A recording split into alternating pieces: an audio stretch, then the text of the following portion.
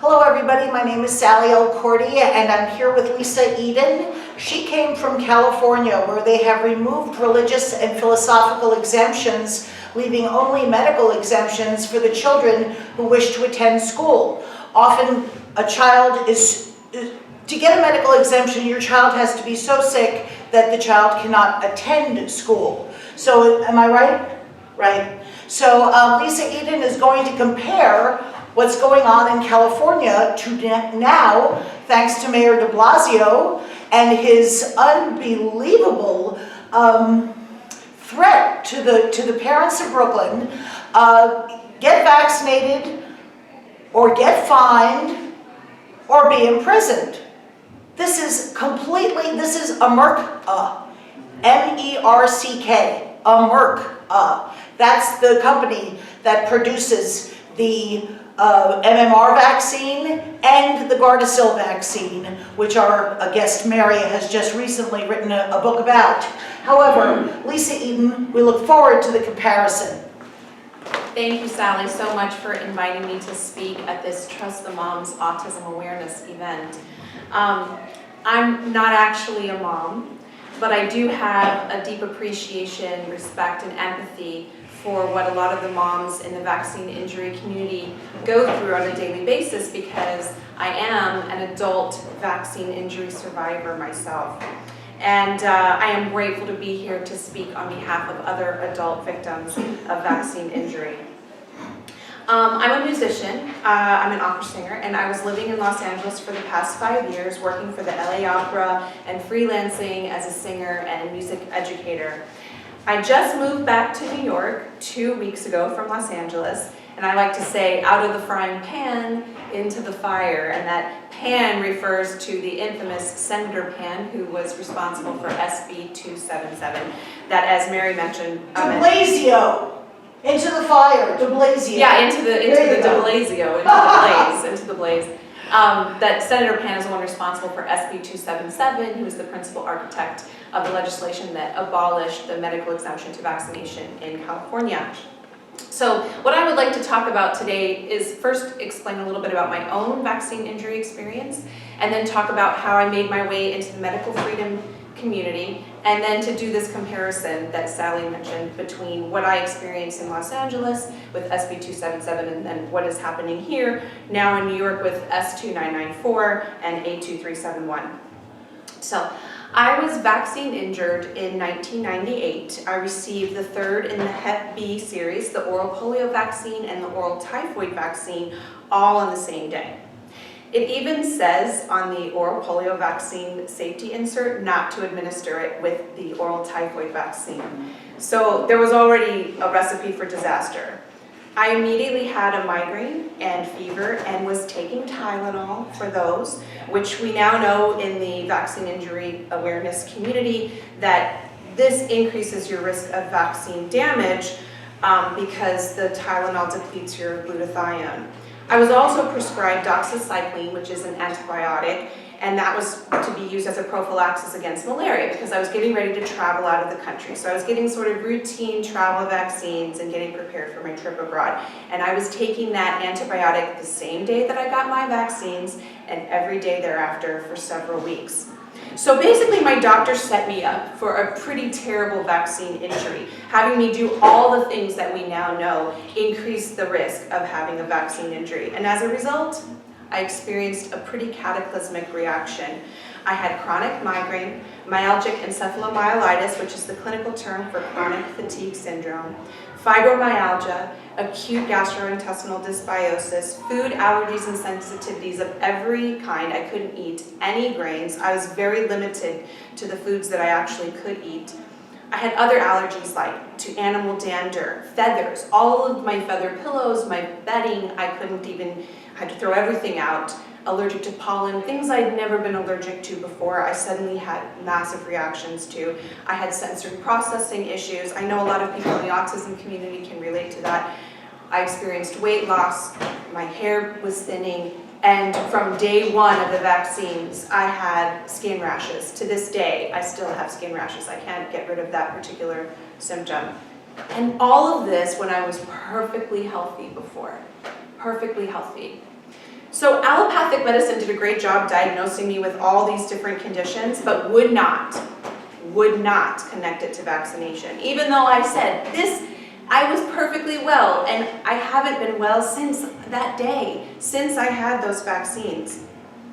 And they kept giving me stronger antibiotics, even though no infectious cause was detected, and increasing the dosage on pain meds. And all this did was increase my full body toxic load. I just was incredibly toxic, had terrible brain fog, and it exacerbated my digestive problems and my pain symptoms, my fibromyalgia. It made everything worse, and I had to walk away, which is easy to say, but very difficult to do when you've been raised with that paradigm your entire life, and you just simply have to say enough and walk away. So that began my healing journey when I left allopathic medicine. And I would say that my journey was physical and spiritual. I had to have faith in a higher power. I had to reach out to my higher self, God, my God voice, my God intuition, call it what you will, in order to seek guidance and a direction toward healing, because I felt directionless. This was back in 1998. I couldn't just Google these things. I was kind of alone in all of this. And so I started seeking treatment from the alternative medical community. We call them alternative when a lot of these medical practices go back even further than allopathic medicine. But I was doing chiropractic and acupuncture and trying different nutritional supplements and changing my diet. And while I did experience some remission of symptoms, I wasn't getting to the root cause. I really had to find out, how this vaccine injury was affecting my health and how could I reverse it? How could I really take back my health?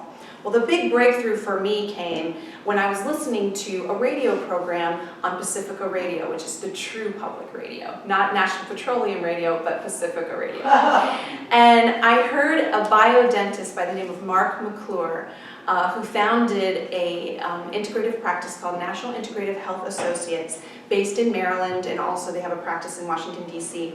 And he was talking about the mercury in dental amalgams, and he was talking about mercury toxicity symptoms, and then he talked about thimerosal and the mercury in vaccines. And that was the mercury in vaccines. And that was the first time that I had ever heard that there was mercury in vaccines. And it was like, ding, ding, ding, ding, ding. This is my first big breakthrough. And I called Dr. McClure and I made an appointment for the next day. I walked into his office with my huge binder, which those of us who are vaccine injured have these huge binders of our medical history, right? Because we've been to see so many different doctors, had umpteen tests run on us, and I dropped that on his desk and I say, this is my case file. These are all the crazy myriad symptoms that I have, all from this day when I got these vaccines. I've never been healthy since. I've never been the same. Can you help me? And he says, of course I can. I see this all the time. You're not crazy. This really did happen to you. And this is what we're going to do about it.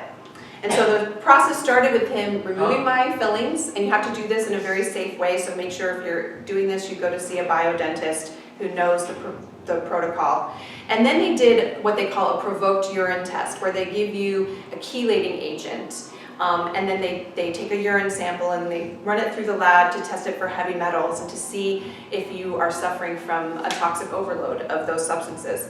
So the test came back, and the level of the mercury was literally off the edge of the paper. It was something like 4,000% or something over the allowable limit, as if there's an allowable limit of mercury. There is not. Exactly. And there was also elevated lead, which he said was probably maternal, meaning that my mom had probably had some lead poisoning and that it had gone through the placenta when I was in utero.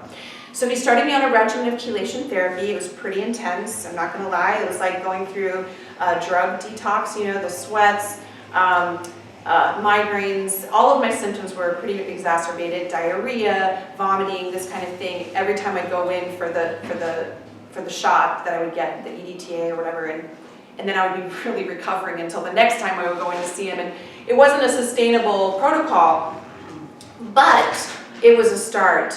And I did find a naturopath within that practice who also did colon hydrotherapy, and this was key. So between doing the chelation therapy and the colon hydrotherapy, which really is essential to treating this type of injury, because the fecal matter gets impacted in the colon, and just doing an enema isn't really gonna break that stuff free.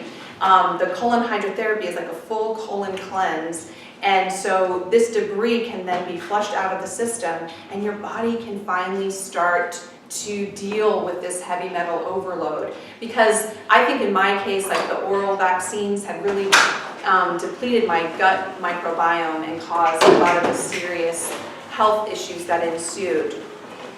So even though I couldn't really tolerate the intensity of that chelation treatment, and I kind of quit it after maybe 6 months, basically it gave my body the margins that it needed to restore homeostasis, and I finally started to feel better. I just want to add here that music was an ongoing pursuit even during those years, and it was what gave me a reason to fight for my health. I didn't disclose my chronic fatigue syndrome or fibromyalgia diagnosis in those years to hardly anyone outside of my close family and friends, because I was terrified that I would be discriminated against. I would literally go to a gig and then go home and experience what's called post-exertional malaise, and I'd be confined to bed. I would literally go to a gig and then come home and collapse and rest until I absolutely the last possible second had to go back out to my job and then come home and collapse. So it was this double life. I was living this life in public and then experiencing this private hell with this chronic fatigue and fibromyalgia. So that whole process, going to alternative doctors, the chelation and all these things, was about a 6-year ordeal. I was injured at 24, and it wasn't until I approached around 30, my early 30s, that I started to finally feel like myself again. I still suffer with skin rashes and hormonal migraines, but overall, I'm very fortunate because I was able to restore my health. And once I was feeling better, I turned the page on that experience and I jumped into my life with both feet, and I didn't look back. I thought, I was just one in a million that suffered an adverse reaction to vaccines. I had no idea of the larger vaccine injury community that existed with autism, epilepsy, the Gardasil girls, the Gulf War syndrome, etc. I had no idea. So now fast forward to July 2016. I'm driving home from a gig. I'm in Los Angeles. I'm listening to Pacifica Radio there. And Andrew Wakefield is on. And Andrew Wakefield is talking about a rally on the steps of the Capitol, on the steps of the courthouse in Santa Monica. And he's talking about SB 277. And this is the first time I've ever heard of Andrew Wakefield. It's the first time I've ever heard of SB 277. But somehow, instantly and viscerally, I knew and understood exactly what was at stake. And I rushed home. I looked up Andy Wakefield, and I just was awakened to the full scope of what was happening. And Andrew Wakefield published his infamous paper the same year I was injured, back in 1998. I think I relate and feel most kindred with the Gardasil girls because of the autoimmune stuff. They all often suffer from the chronic fatigue and the fibromyalgia. But I also can relate to the symptoms described by the Gulf War syndrome veterans. I feel that I have become part of this larger community, which is sort of exciting and encouraging and supportive, but at the same time, it's completely overwhelming, the enormity of the devastation that vaccines have caused. So I attended the rally the next day, and I saw Dell with his, be brave, and Wendy Silvers. There were some speakers from the Nation of Islam. Sheila Lewis Ely was there, and I didn't even know about Vaxxed yet. I hadn't even seen that film yet. And I cheered wildly after each speaker. And after the speaker lineup, they had a break, and then they were going to have a vigil. And I walked across the street to a park so I could be alone. And I just sobbed uncontrollably. The event triggered a depth of emotion that I had repressed. All those years living that double life, hiding my illness. So when I returned back to the full group, I just opened my soul and I started speaking to two women who were next to me who came up from San Diego. I was vaccine injured. This is my first time among people in my community, and the tears just streamed down my face, and these women embraced me. For me, that was personally so affirming and healing to be among all of these moms who were going through this with their children. I cried through the entire vigil, and then finally on my drive home, my tears dried and I resolved to get involved. I reached out to different groups like Learn the Risk, Voice for Choice, and got on their email lists. But it wasn't until several months later that I discovered the newly formed Physicians for Informed Consent that I knew I'd found the group that I wanted to volunteer my time for. If any group can have an impact, it's the doctors. I went to their website, made a donation, and became a Health Freedom member. Since becoming a volunteer member in 2017, I have been part of setting up the Physicians for Informed Consent booth at probably close to a dozen or so medical conventions and conferences, including one conference we attended for homeschoolers. That was probably our best audience to date. And we were there to educate and share our message about informed consent. Physicians for Informed Consent is the only physician-led organization that is nonprofit and dedicated to safeguarding informed consent in vaccination. PIC hosts doctors' forums to educate and strategize how to better implement its message, and publishes and distributes education materials comparing disease risk versus true vaccine risk, all fully cited using peer-reviewed studies published in major medical journals, as well as the CDC's own data. So I became active with PIC, and things were kind of rolling along. And now here I am in New York. I decided it was time to move back. And it seems somewhat ill-timed or ill-fated, as what's happening now in New York mirrors exactly what I just left behind in California. It's the same playbook, right? Pharma-sponsored media and politicians manufacture measles hysteria as a pretext to pass pending legislation to abolish religious exemption to vaccination. Yeah, exactly what's happening here right now, we just lived through in California. In California in 2015, we had the Disney measles outbreak. In retrospect, it turns out 70 or so of those cases, there were maybe 100 or so, turned out to be vaccine strain measles. SB 277 passed in closed session despite the largest turnout in opposition to any bill in the history of the California Senate.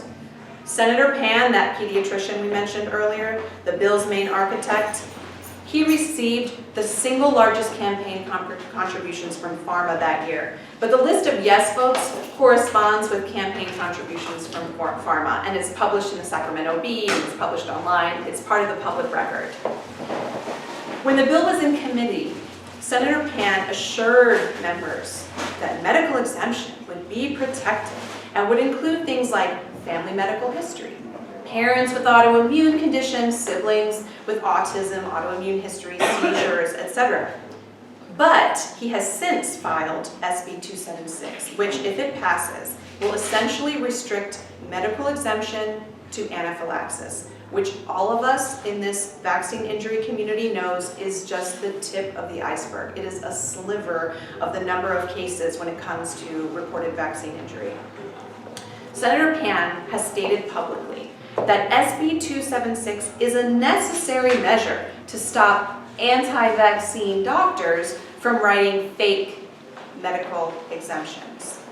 Okay, there has only been a rise in medical exemptions from 0.2% to 0.7% since the implementation of SB 277, a statistically negligible amount, or an amount to be expected when some parents who perhaps qualified for a medical exemption prior to 277 but relied on religious exemption rather than go through the expense and the hassle of getting a medical exemption are now pursuing that route.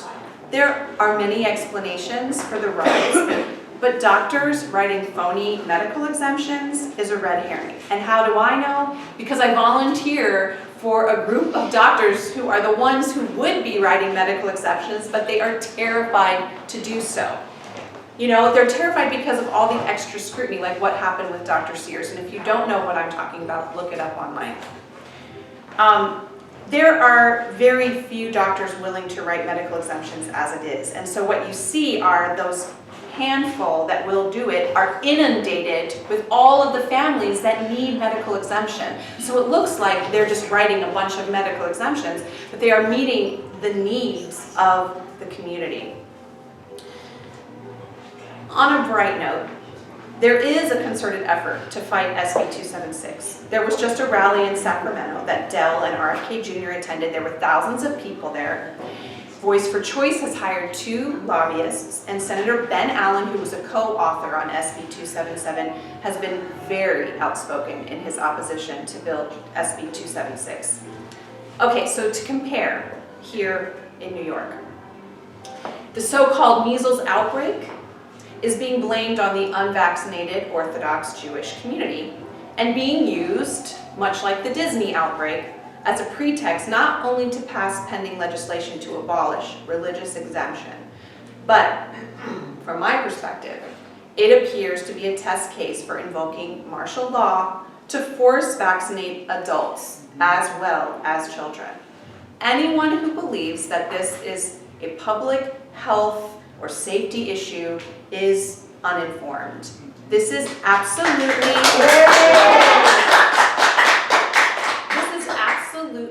an attempt by pharma to force medicate people, push the limits of body sovereignty. New York and California stand as bookends. And if we lose the ability to choose whether and what is injected into our bodies and the bodies of our children, in these states, the rest in the middle will soon follow. The situation is dire and urgent. But another positive aspect with regard to New York is that because parents have already had to legally prove religious sincerity in order to acquire a religious exemption, there are many well-versed attorneys able to litigate religious exemptions successfully and that are able to challenge the state's overreach, as we saw in Judge Thorson's decision to vacate Ed Day's ban, not once, but on appeal as well in Rockland. So, to kind of conclude, because I know I had a very specific amount of time here, I wanted to thank Sally again for having me here to speak. And I just want to reiterate, vaccine injury is real and it is not rare. Amen. Our body Hallelujah. sovereignty, our most basic freedom is what is at stake. You're not going to die from the measles. Before the vaccine was introduced, when there were 4 million some cases of measles a year, an individual only had a 0.01% risk of dying from the measles. That's about the same risk as being struck by lightning. The CDC isn't effectively monitoring adverse events from vaccines, but in the Harvard Pilgrim Health study that was commissioned by the CDC and then ultimately defunded by the CDC when they didn't like the outcome, that study indicated that 2.6% of vaccinations were followed by adverse reactions. So get involved. Call your local representatives. Educate the people around you that are willing to listen. Reach out to other like-minded individuals in the movement for support and emotional sustenance, and be prepared to stay in this fight until it's won. We are vastly outnumbered, we are outspent, we are out-propagandized, but we have the truth on our side. Trust the moms. Thank you.